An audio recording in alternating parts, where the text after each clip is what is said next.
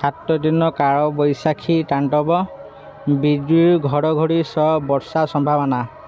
आज आम जानिबा केउं जिला को यार प्रभाव बेसी रहिबो आ पाणीपाग विभाग केउं जिला को सतर्क सूचना जारी करछि। आज आम जानिबा ए वीडियो माध्यम रे वीडियो को आरंभ करने पूर्व आपण मानक मोर अनुरोध दयाकर आम चैनल को सब्सक्राइब करतु। चलतु देरी नकरी आज वीडियो को आरंभ करवा। राज्यर विभिन्न स्थान में जारी रही काल बैशाखीर तांडव। विभिन्न स्थान में पवन सांग को वर्षा हेउथबा देखा मिलूँ। किछि स्थान में कुआपथर वर्षा होईछि।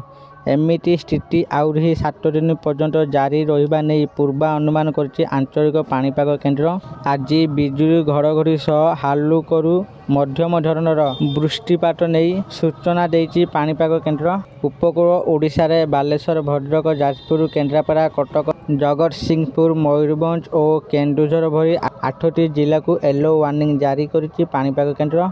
आसंता काली वर्षार परिमाण बढ़िबा सह 18 तारीख जाए वर्षा जारी रही पारे बोली पूर्वानुमान करा जायछि।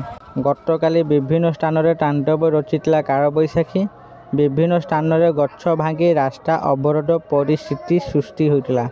अनेक स्थान में चार छपर उड़ी जाइतिला। राजधानी भुवनेश्वर वर्षा पवन सह कुआपथर माड़ होइतिला। पाणीपाग विभाग पक्षरु आसीछि अपडेट। आहुरी 7 दिन पर्यंत एमिटी वर्षा जारी रहिबो।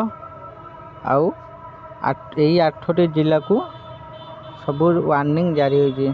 आउ एही काल बैशाखी वर्षा 18 तारीख जाए रहिबो बोली पूर्वानुमान करछि पाणीपाग केन्द्र। आशा करुछि आपण मानकु एही भिडियोटी भल लागिथिबो। जदि आपण मानकु एही भिडियोटी भल लागुछि वीडियो को लाइक, शेयर और कमेंट करंतु। आ प्रथम थर आम चैनल को आसले आम चैनल को सब्सक्राइब कर दियंतु। धन्यवाद।